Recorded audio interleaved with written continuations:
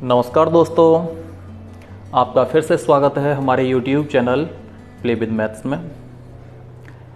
दोस्तों, हर इंसान जीवन में सफलता चाहता है।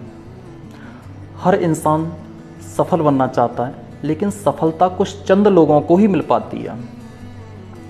दोस्तों, जो असफल हो जाते हैं ना, वो बहुत सारे बहाने बनाते हैं, किसी न किसी के ऊपर विलेम करते हैं। या तो कहते हैं मेरे आगे ये समस्याएं थीं इसलिए मैं असफल हुआ, या किसी व्यक्ति को दोष देते हैं, या किसी परिस्थिति को दोष देते हैं। लेकिन वास्तव में दोस्तों, वो सब बहाना बनाते हैं, क्योंकि असफलता कुछ और नहीं, असफलता सिर्फ और सिर्फ हमारे प्रयासों की कमी है।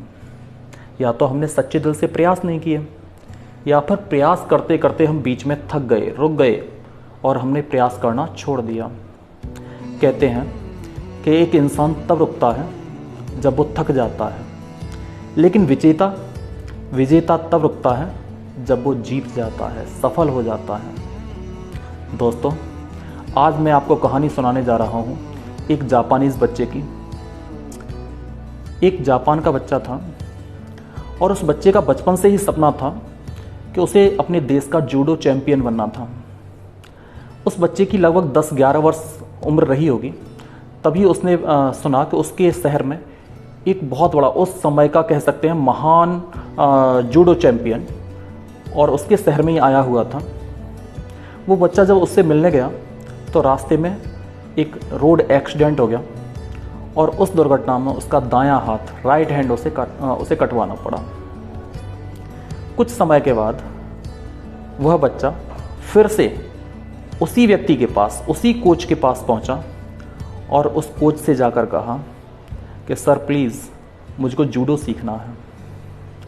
जब उस व्यक्ति ने उस बच्चे को देखा तो बड़ा ही आश्चर्य से उसकी ओर देखकर कहा कि बेटे, तुम्हारा तो राइट हैंड ही नहीं है, तुम कैसे अपने प्रतिद्वंदी से फाइट करोगे? तो उस बच्चे ने कहा, सर मैं प्रयास तो कर सकता हूँ ना। तो वो उसका ये उत्तर सुनकर बहुत खुश हुआ। उसने कहा मैं तुम्हें ज़रूर सिखाऊंगा, और अगले ही दिन से उसकी ट्रेनिंग उसने शुरू कर दी। उसके बाद बहुत सारे स्टूडेंट्स थे, उन्हें वो बहुत सारे अलग अलग दाव पेच सिखाता था, लेकिन उस बच्चे को उस कोच ने केवल और केवल एक ही दाव सिखाया और कहा कि इसका निरंतर अभ्यास करते रहो।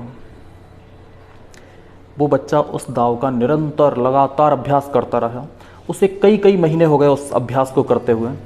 उसके मन में आया कि जो मेरे गुरु हैं वो और सारे बच्चों को तो बहुत सारे दाव पेच सिखाते हैं, लेकिन मुझे केवल और केवल एक ही दाव क्यों सिखाया?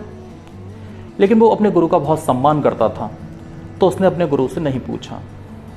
एक दिन उसी शहर में बहुत बड़ी जूडो की चैंपियनशिप आयोजित हुई और उसके गुरु ने सब बच्चों से कहा कि आप सबको उस चैंपियनशिप में जाना है और पार्टिसिपेट करना है। तो बच्चा भी उसमें गया भाग लेने के लिए। जब उस बच्चे के मैच का नंबर आया तो उस बच्चे के मन में दो बातें आई। पहली बात कि मेरे पास तो केवल एक ही दाव है, मैं केवल एक ही दाव में माहिर हूँ, लेकिन जो मेरा प्रतिद्वंदी है वो तो बहुत सारे दाव पेच जानता है। लेकिन तभी उसके मन में दूसरी बात और भी आई, और उसे याद आया वो अपने बचपन का सपना जो वो उस बचपन में देखा करता था कि मुझे जूडो चैंपियन बनना है। और बस वो रिंग में उतर गया, और दोस्तों देखते ही देखते कुछ ही सेकंड में उसने अपने प्रतिद्वंदी को चित कर दिया। दोस्तों, जैसे जैसे मैच आगे बढ़े, उसके सामने जो भी प्रतिद्वंदी आया उसने सभी को चुटकियों में हरा दिया। लास्ट फाइनल मैच हुआ, और फाइनल मैच में भी उसने अपने प्रतिद्वंदी को बड़ी ही आसानी से, सरलता से धूल चटा दी। आज वो चैंपियन बन गया था। वो बहुत खुश था, बहुत ज़्यादा खुश था, और वो सीधे अपने गुरु के पास गया और बड़े खुशी खुशी बोला कि गुरुजी, आज मैं बहुत खुश हूँ, मेरे बचपन का सपना साकार हो गया गुरुजी। लेकिन मेरे मन में एक आश्चर्य है और मैं आपसे पूछना चाहता हूँ कि ऐसा कैसे पॉसिबल हो गया? मैं तो केवल एक ही दाव जानता था, और जबकि मेरे विपक्षी बहुत सारे दाव पेच जानते थे, फिर मैं कैसे जीत गया?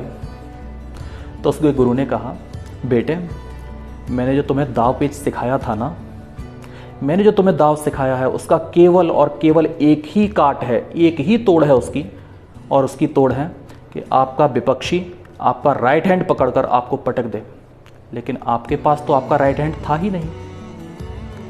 दोस्तों, जब हम प्रयास करते हैं, हिम्मत रखते हैं, तो हमारी कमजोरी हमारी ताकत बन जाती है। दोस्तों, हम प्रयास करना छोड़ देते हैं। मैं आप सबसे कहूँगा, आप सबके अंदर भी एक चैंपियन है, बस ज़रूरत है उसे बाहर लाने की, उसे जगाने की।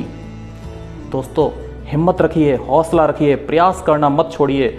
निरंतर लगातार प्रयास प्रयास और प्रयास करते रहिए। हो सकता है सफलता बस केवल और केवल एक प्रयास भर की दूरी पर हो। धन्यवाद दोस्तों, बहुत जल्द आपसे फिर मुलाकात होगी अगली मोटिवेशनल स्टोरी के साथ। नमस्कार।